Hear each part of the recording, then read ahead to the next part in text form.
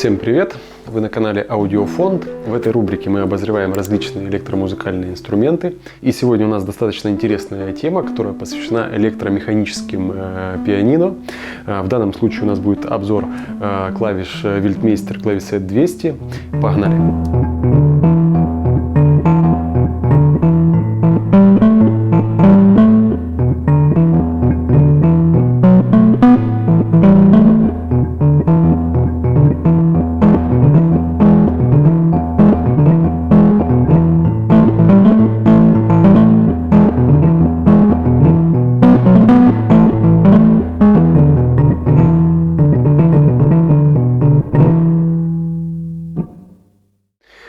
Итак, перед тем, как приступить к обзору данного электропиано, нужно немножко погрузиться в историю, буквально вкратце, потому что нужно понимать вообще специфику данных устройств. До этого на канале у нас в основном были синтезаторы, электроорганы и все остальное. В данном случае же у нас впервые на обзоре электромеханика, электромеханическое пиано. То есть в самом названии уже в термине скрыто, то есть электромеханическое, то есть у нас есть некоторая механическая часть. Если в предыдущих устройствах, которые мы обозревали, источником звука генерации, у нас является какая-то схема, там транзисторная, на микросхемах, или была бы ламповая, если бы это, например, была какая-то ионика, то в электромеханических приборах источником звука является, соответственно, физический процесс колебания чего-то, то есть генератором может быть струна, генератором может быть язычок, либо вращающееся колесо, например, как в Хаммонде, то есть есть некоторая механическая часть, соответственно, которая является источником звука. И, как правило, в таких приборах механизм клавиш более приближен к молоточковому механизму настоящего пианино, рояля, и, соответственно, больше механики. И электрическая часть, в общем-то, отвечает всего лишь за съем звука, то есть за усиление и так далее.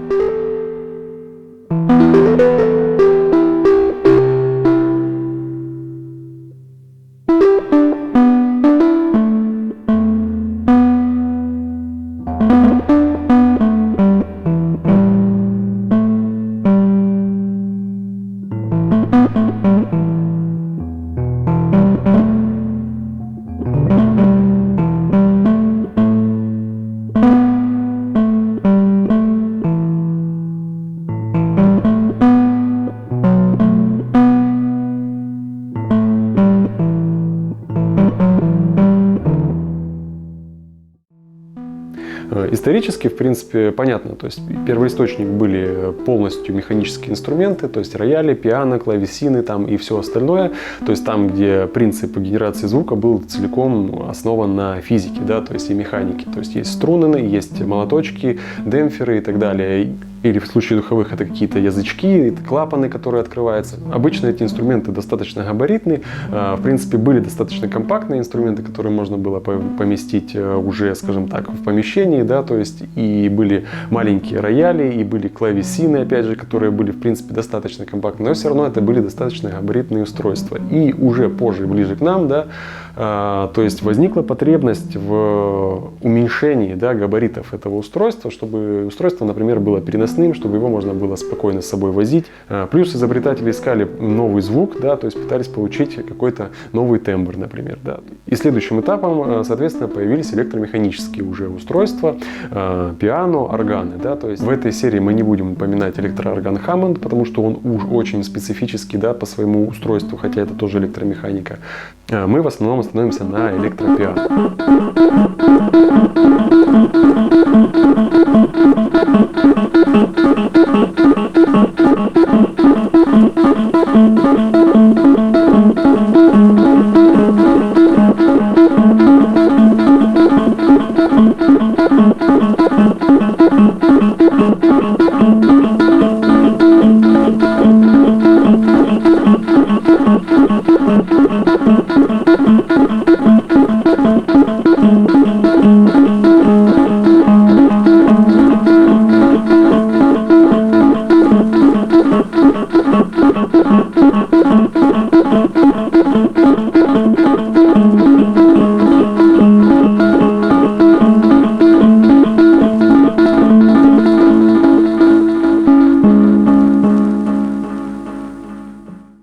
Итак, идея добавить звукосниматель к пианино, в принципе, витала в воздухе достаточно давно, да, но не было должного качества звукоснимателя. И по факту толчком к появлению вот этих портативных всех устройств стало изобретение, соответственно, звукоснимателя.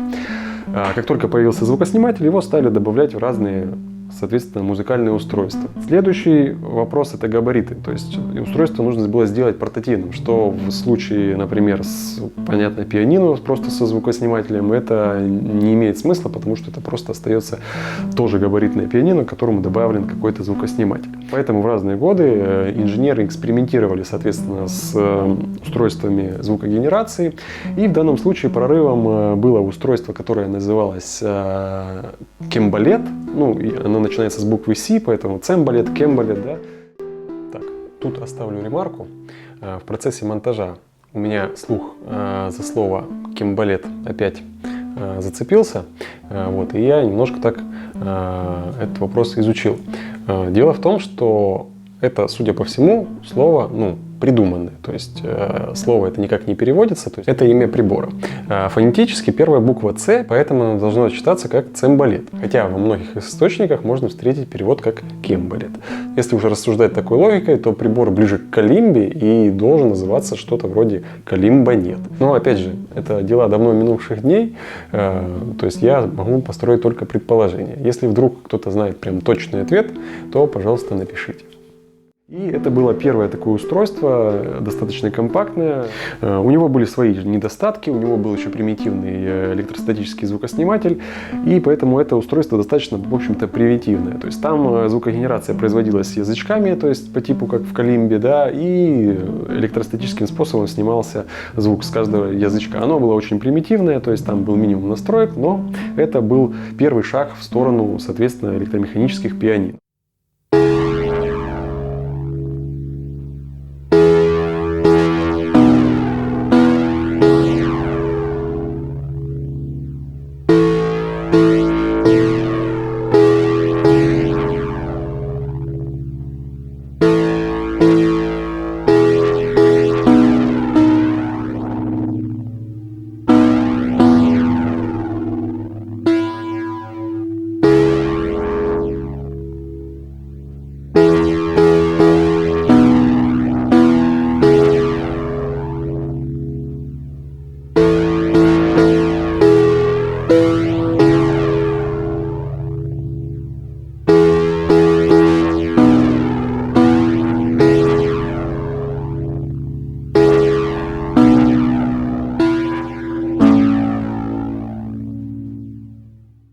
Вот эта ветка истории, которая сейчас начинается с кембалета, она больше идет по бренду Honor немецкому, да, то есть, потому что это связано напрямую с тем устройством, которое у нас есть сейчас, с Weltmeister, да, и поэтому я начинаю именно с него. Понятно, что есть еще Wurlitzer, есть еще Yamaha и так далее. Все это примерно появилось в одну эпоху, но мы сейчас больше углубимся вот именно в немецкие приборы. Забыл упомянуть, самым большим недостатком именно кембалета было отсутствие динамики. В принципе, клавесет тоже этим страдает, но об этом чуть позже.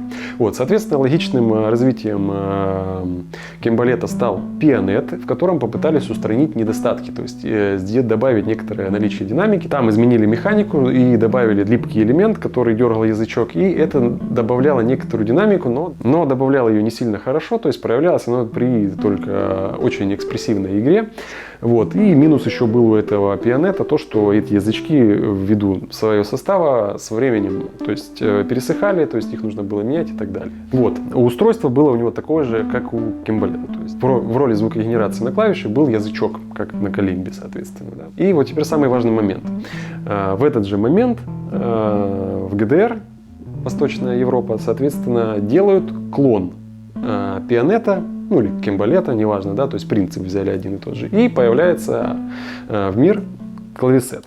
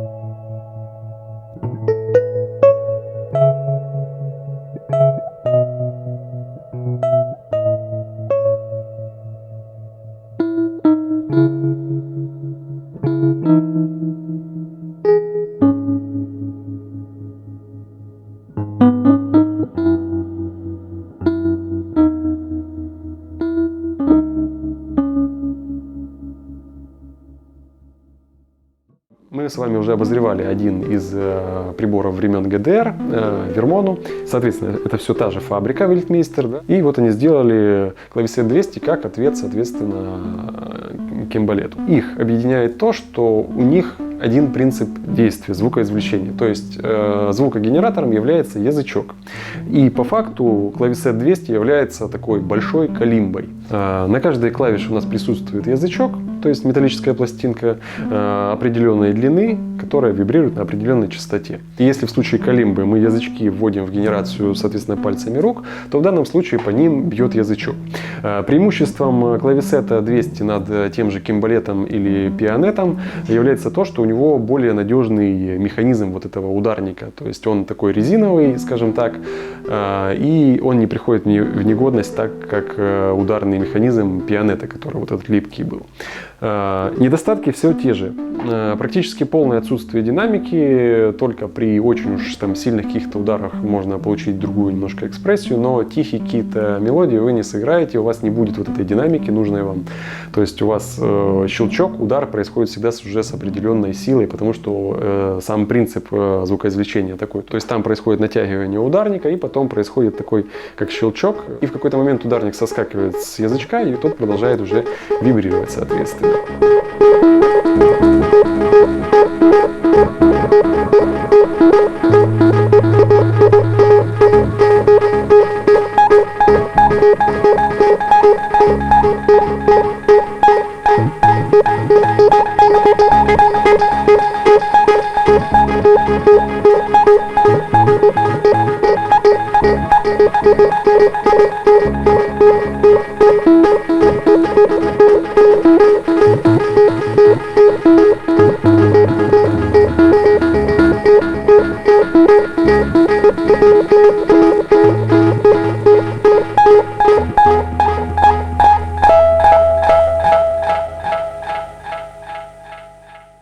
И вот теперь, зная этот недостаток, вернемся к бренду Honor.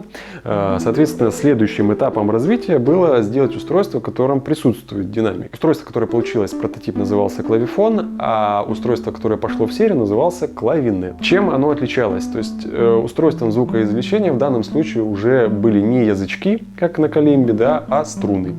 И принцип действия был, в общем, очень похож на принцип действия пиано, да, то есть были молоточки, которые прижимали струну и ударяли по ней. Ну и звук со струны уже снимался звукосниматель. Таким образом у нас появилась отличнейшая динамика, да, то есть и очень специфическое звучание. Устройство было, в принципе, достаточно компактным, то есть струны были не такого размера, скажем так, как в настоящем рояле или пианино. Монтаж был намного плотнее, скажем так, ну и ввиду того, что не требовалась резонирующая рама, как на пианино, чтобы усиливать звук, да, то есть, потому что звук усилился звукоснимателем, то есть не требовались уже такие огромные элементы, рамы и так далее.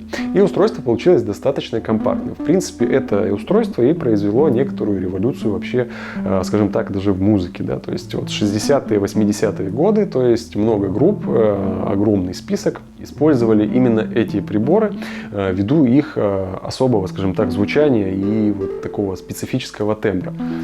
Где-то тут же стоит упомянуть такие бренды, как Wurlitzer, Yamaha, Rhodes. Это тоже все электромеханика. Принцип действия похож, но, понятно, у некоторых есть особо изобретательные способы звукоизвлечения. Например, тот же Rhodes, который считается вообще де-фактом классического звучания электромеханического пиано, да, то есть во многих стилях. Джаз, фьюжн, рок и так далее. То есть там вообще очень интересный метод звукоизвлечения. Там некоторое подобие камертона, но очень такого вот специфического. То есть одна часть состоит из струны, а вторая часть из специальной пластины. Сделано это было для того, чтобы можно было настраивать каждую ноту, потому что многие из этих приборов достаточно сложны в настройке, потому что настройка сводится к тому, что вы должны механически поправить, например, язычок, да, то есть изменить его вес, либо длину. То есть клавесет, например, настраивается напильником, то есть меняется длина язычка. То есть там есть болтики для настройки, но в некоторых случаях приходится прямо дорабатывать, скажем так, напильником. И Rhodes в этом плане совершенно уникальное устройство, то есть инженер смог воплотить в жизнь такой тип звукогенератора, который был лишен недостатков других приборов, например, того же Wurlitzer. Да? Если сравнивать Rhodes и Wurlitzer, то Rhodes проще в настройке, намного в разы надежней. Wurlitzer там больше деталей, больше запчастей, то есть он более ломуч, и в настройке он очень сложный.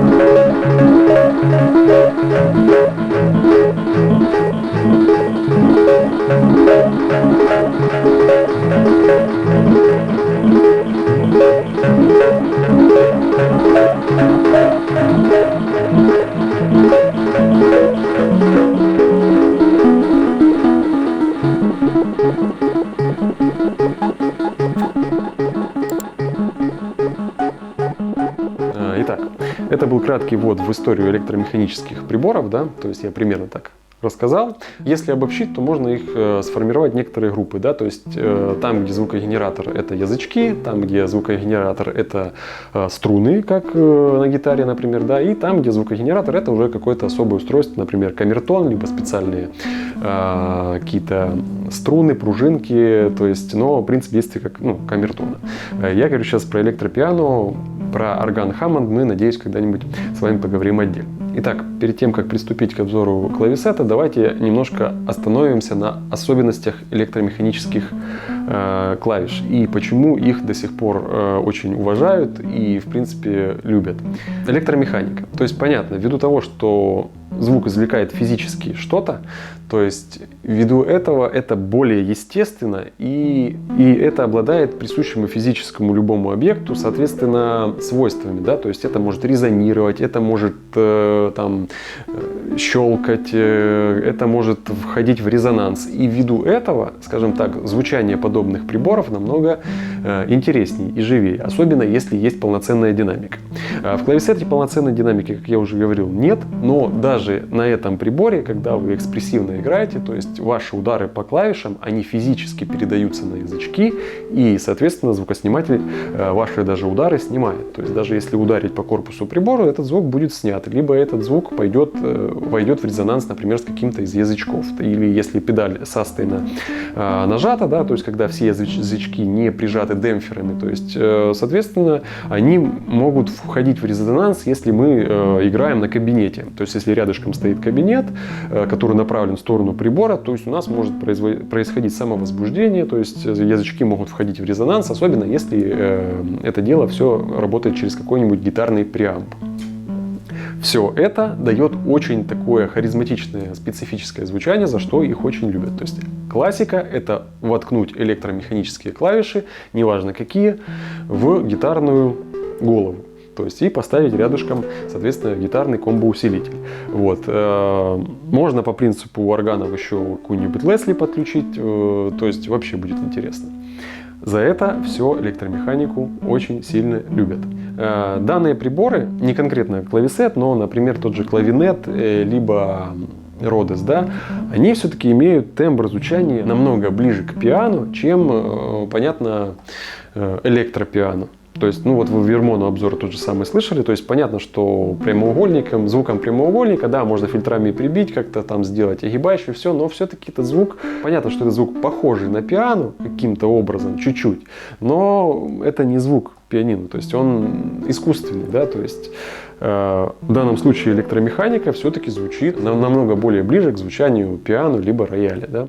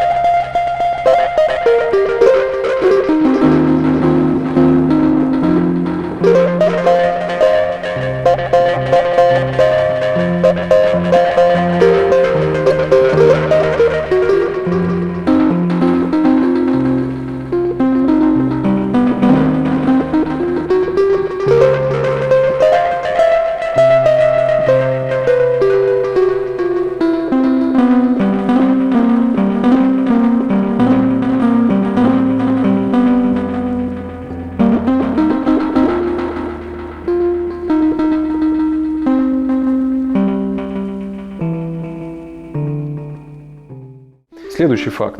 Данных приборов ограниченное количество на текущий момент, потому что эпоха этих приборов 60-80-е годы. То есть после их уже начали вытеснять уже синтезаторы и так далее, и так далее, и так далее. Потому что технологии движутся вперед, и в какой-то момент весь класс вот этих приборов заменили уже знакомые нам электроорганы, синтезаторы и все остальное. Тут еще стоит отдать должного тому, что очень сильно влияет мода на жизнь тех или иных устройств. Если устройство пользуется популярностью, например, в какой-то группе, в стиле, на это устройство есть спрос, то оно живет, его цикл жизни дольше, чем, например, непопулярное устройство. Взять же те же, например, органы там, и так далее. Вот эта эпоха, 60-е, 80-е, это эпоха рок-музыки, фьюжена, джаза, экспериментов в музыке. То есть и вот именно в эти годы был всплеск, бум на вот данные приборы, потому что тогда, в принципе, альтернативы не было. И уже позже их стали вытеснять, соответственно, более современные устройства, на которые тоже сформировалась мода. И сейчас как бы история повторяется, то есть мы уже дошли до пика совершенства, когда даже аналоговые приборы спокойно эмулируются какими-то чипами, да, какими-то программами, и мы возвращаемся к истокам. Люди начинают искать для себя интересное звучание вначале в аналоговых приборах, а потом в электромеханических, соответственно. Но это дорого. Итак, ввиду того, что приборов не так-то и много, и годы у них достаточно большие, то есть данный прибор 60-х годов, то есть можете прикинуть, сколько ему лет, больше 60 получается. Найти их в идеальном состоянии становится все сложнее и сложнее. И ценник на данные приборы всегда растет. Еще один интересный момент. Конкретно в СССР именно интереса к клавесету 200 в принципе не было. Если пообщаться с людьми из музыкальной сферы тех годов, то данные клавиши называли бутылкафоном. И звук клавесета мало кому нравился, потому что он, в принципе, по тембру один, у него есть только переключатели эквалайзера, да, каких-то стандартных пресетов и вибрато, и тембр, в общем-то, один. И этот тембр не в каждый звук ансамбля впишется. И, соответственно, многие в те годы, покупая там клавесет, через какое-то время от него избавлялись. Потому что звук, судя вот из прозвища бутылкафон, напоминал звук бутылок. Да. Еще один интересный факт про клавесет. В ГДР он выпускался под названием Weltmeister клавесет 200. У меня, к сожалению, потерялся вот здесь нолик и отсутствует надпись Weltmeister, да, но она обычно в приборе есть. В Великобритании этот же прибор выпускался под маркой Selmer Pianotron. Фактически это одно и то же самое устройство, просто которое выпускалось в другой стране немножко по другим брендам. Итак, вкратце прошлись по историческим моментам, по каким-то характеристикам, особенностям по применению в музыке, да. А теперь, собственно, приступим к обзору данного прибора. Обзор будет не особо большой, потому что устройство, в принципе, достаточно примитивное.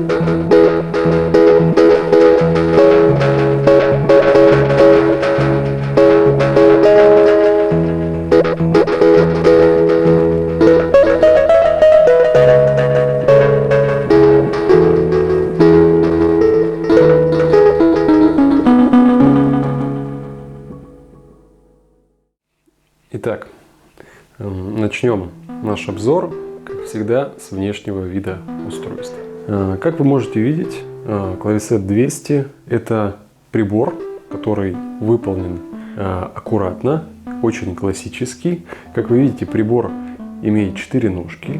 Ножки здесь, к сожалению, не родные, то есть мне достался он без них. Родные ножки буквально еще сантиметров на 10 чуть длиннее, и они тоже шпанированы, как и передняя панель. Вот. В данном случае ножки здесь установлены от советского телевизора, но принцип от этого не меняется. То есть изначально устройство задумывалось именно вот в таком виде. У меня, к сожалению, нет в комплекте педалей от этого устройства. То есть под данным устройством предполагается еще наличие сдвоенной педали, то есть одна педаль громкости, вторая педаль састейна. Причем клависа 200 выгодно отличается от того же цимбалета тем, что у него есть как раз таки физический, механический састейн. То есть там есть такая планка, которая глушит все язычки. Ну, либо наоборот, можно снять глушение, тогда у нас долгий звук на всех клавишах. Интересного в этой педали то, что она механическая и, соответственно, она тросиковая. То есть, когда мы нажимаем на педаль, то есть натягивается тросик, который тянет за собой механическую часть, которая уже приподнимает устройство глушения. Я не первый раз уже упоминаю, что прибор очень эстетично выглядит, и у него очень добротное качество исполнения. На канале вы можете найти ролики, там, где я разбираю данный прибор, провожу некоторую профилактику, показываю устройство, но, повторюсь, устройство покрыто шпоном. Здесь нет лака, то есть за устройством нужно следить, то есть его пропитывать маслами, использовать средства для полировки. И именно благодаря тому, что устройство не лакировано, да, а покрыто, скажем так, высококачественным шпоном везде, то есть передняя панель вообще целиком выполнена из цельного куска дерева, да, то есть устройство очень уютное, то есть оно теплое и оно выглядит очень классически. На передней панели вы можете видеть ряд клавиш. Клавиши бакелитовые, но помимо того, что сами по себе они выполнены из бакелита, то есть они еще помещены в пластиковую такую оболочку. У меня, к сожалению, на части клавиш эта оболочка немножко треснувшая, да, но это добавляет еще такой некоторый лоск, то есть не просто бакелит, а он как глянцевый выглядит. Давайте более подробно рассмотрим данный узел. Как вы видите, перед вами ряд клавиш. Левая часть отвечает за вибрато, правая часть — это переключатель, так сказать, тембров, пресетов. То есть, но в данном случае это переключатель эквалайзера. Причем эквалайзер здесь просто на емкостях, то есть он пассивный. Первые три клавиши — это скорость вибрато. То есть медленный, средний и быстрый. И когда нажимаем мы большую клавишу, то есть вибрато выключается. Так, давайте покажу вам, как работают элементы управления. Как я уже упоминал, это у нас по факту переключение пассивного эквалайзера и, соответственно, скорость вибрато. Давайте начнем с вибрато.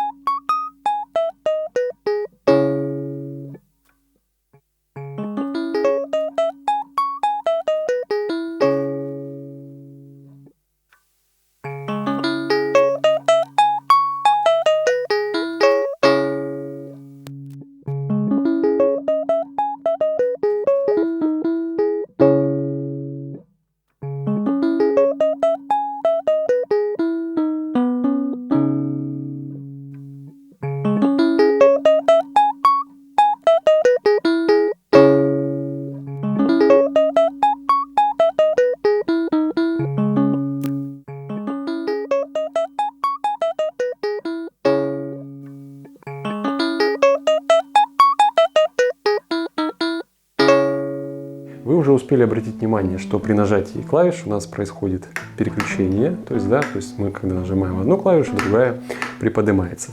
Я чуть позже открою корпус и покажу вам внутри эту механику. Это тоже заслуживает отдельного внимания, то есть механика здесь выполнена прям очень круто. Ну и далее, соответственно, переключатели пресетов, то есть у нас есть пресет бас, гитара, тутти и так далее.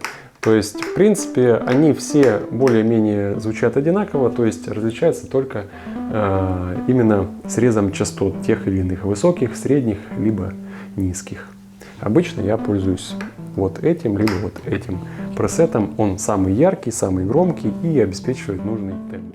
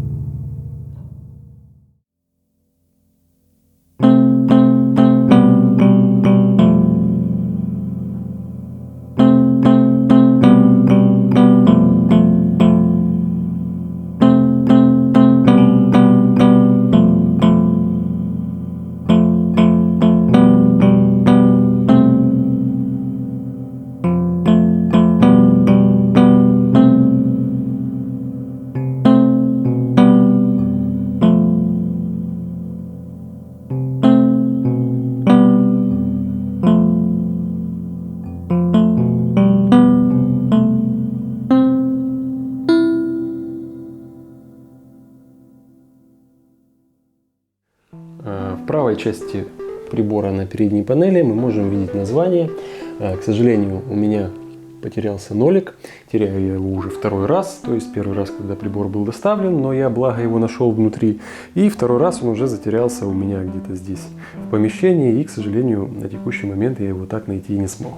Название прибора у меня не полное. То есть вы видите надпись «Клависет», порядковый номер 200, и если присмотреться, вот здесь можно увидеть дырочки. То есть здесь должна быть надпись «Weltmeister», которая крепилась на 3 декоративных гвоздиках.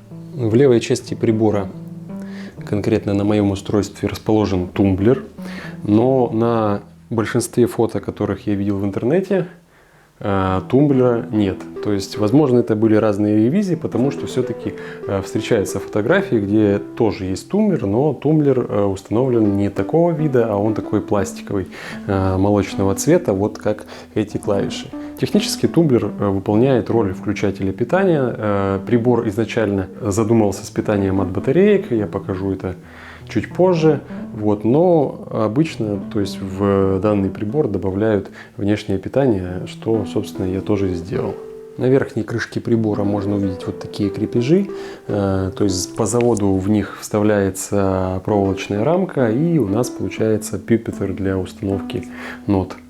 Также можно обратить внимание, что клавишная часть окантована вот такой металлической выформовкой. В нижней части клавиш здесь есть бархатная лента, то есть и в верхней, чтобы внутрь не попадала пыль. Передняя панель и боковые вставки выполнены из цельных кусков дерева, тоже ничем не покрыты, то есть вскрыты маслом. Это более светлая порода дерева, чем шпон, которым покрыты остальные части. И получается достаточно контрастное и красивое сочетание. Для обслуживания прибора, замены батареек, у нас есть возможность открывать прибор. Открывается он достаточно удобно. У нас есть в нижней части 2 винта, открутив которые мы можем откидывать верхнюю крышку вот так.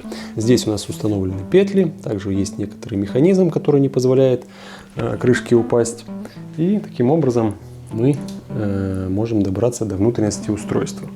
В нижней части вы можете наблюдать как раз таки механизм, то есть клавишный, ударный, то есть каждая клавиша имеет вот такой боек, как раз таки, который бьет по язычкам, которые расположены в нижней части. Сверху мы можем видеть вот эти пластины, это как раз таки пластины демпферов. Когда мы нажимаем на педаль, то есть сейчас она зафиксирована, в нижнем положении, то есть все клавиши заглушены. И когда мы нажимаем на педаль, то есть эта часть вот таким образом приподнимается, и тем самым у нас долгий састейн на клавишах.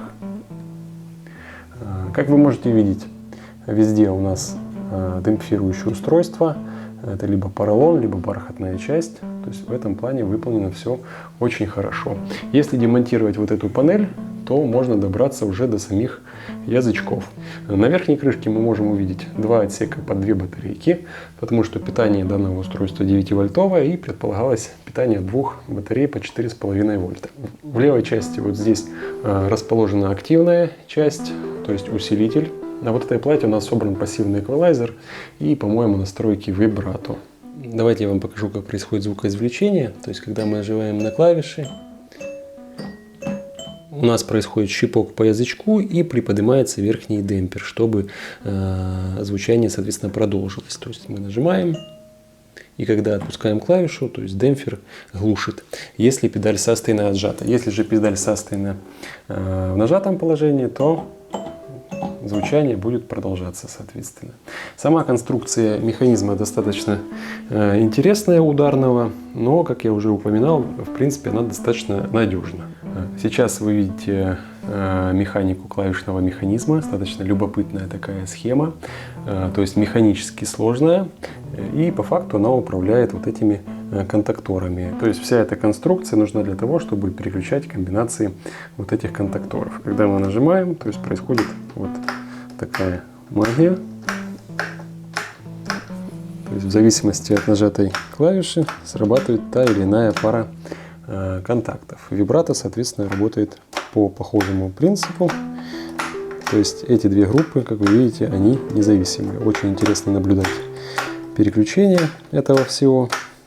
Выполнено крайне надежно. И по данному механизму, соответственно, понятно, что механизм этот проприетарный и был выпущен только конкретно для этих клавиш. Ну и конструктивные моменты, про которые я говорил. Передняя панель целиком из дерева. Соединены они вот такими брусочками. То есть монтаж скрытый, как вы видите, изнутри. И интересный момент вот по боковым панелям. Верхний, боковой, которые шпанированы. То есть, как вы видите, даже внутри прибор шпанирован. И вот на этой части можно увидеть качество исполнения. То есть у нас внутренняя часть выполнена из дерева и покрыта практически миллиметром шпона другой породы дерева. Исполнение на высочайшем уровне. На обратной стороне прибора у нас ничего нет, никаких разъемов, никаких рычагов. В нижней части можно увидеть крепление для тросика механической педали. Изначально с завода там стояли два пятиштырьковых разъема типа 5 DIN.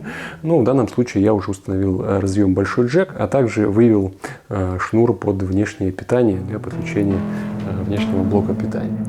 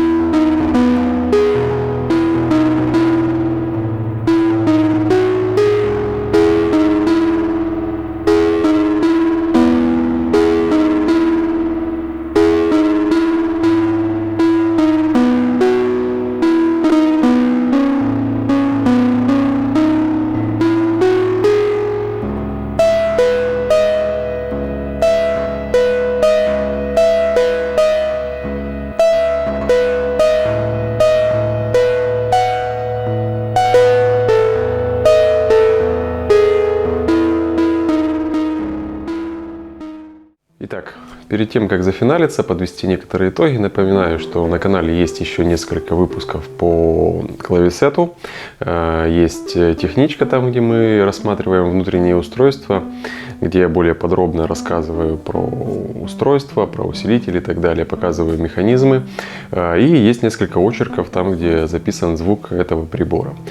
Также на канале вы можете найти видео про другие приборы, в основном советского производства, но также иногда попадаются обзоры на зарубежные приборы, тот же Korg, Yamaha, Roland и так далее. В этой главе мы поверхностно прикоснулись к целому отряду класса устройств, к электромеханическим пиано.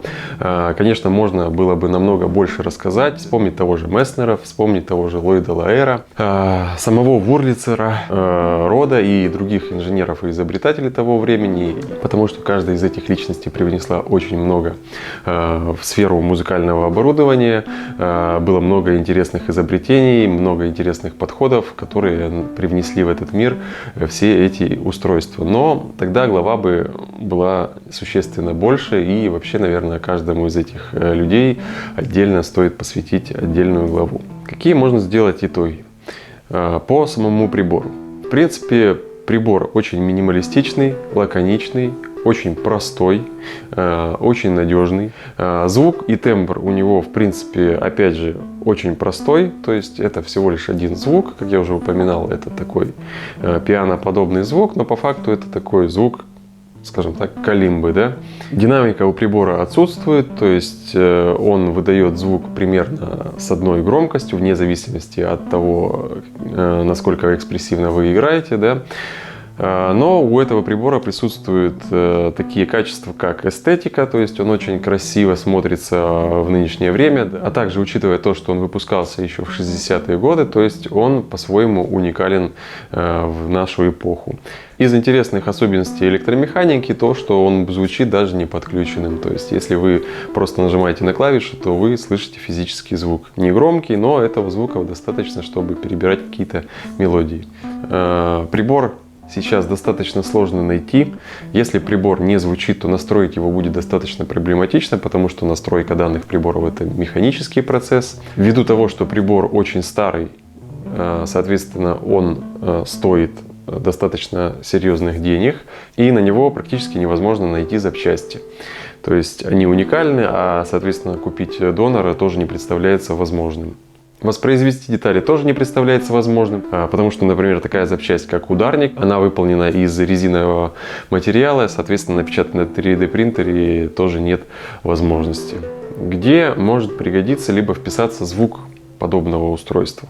Как я уже упоминал, подобное устройство нужно включать в паре с гитарной головой и гитарным комбо-усилителем. Тогда данные приборы вполне себе могут найти применение и в нынешнее время во всяких рокабили группах, в джазе, фьюжене и, в общем-то, в других стилях, в частности, в экспериментальных стилях. По ходу всего выпуска я постарался вам привести примеры звучания данного прибора, как чистого звука, так и перегруженного, поэтому некоторое мнение о звуке этого прибора вы уже, наверное, сложили. Если еще раз внимательно прослушать демо из этого выпуска, то можно понять, что этот прибор еще отлично вписывается в всякого рода синтвейв в музыку, там, где нужно получить какие-то космические подложки, звуки и так далее, он, в принципе, очень неплохо звучит, особенно в паре с тейп-дилеем эхо и каким-нибудь долгим ревером. То есть звук получается очень такой тягучий, он переливается, то есть и тейп-эхо дает некоторую дополнительную динамику и, скажем так, плотность звучания, то есть звук становится бархатистым.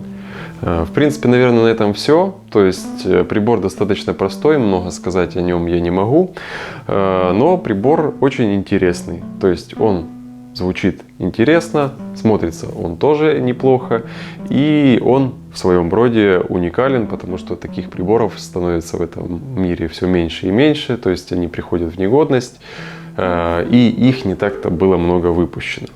На этом все. Вы были на канале Аудиофонд. Подпишитесь, если вы еще не подписаны. Это был раздел «Трипология звука», в котором мы обозреваем различные инструменты. До новых встреч!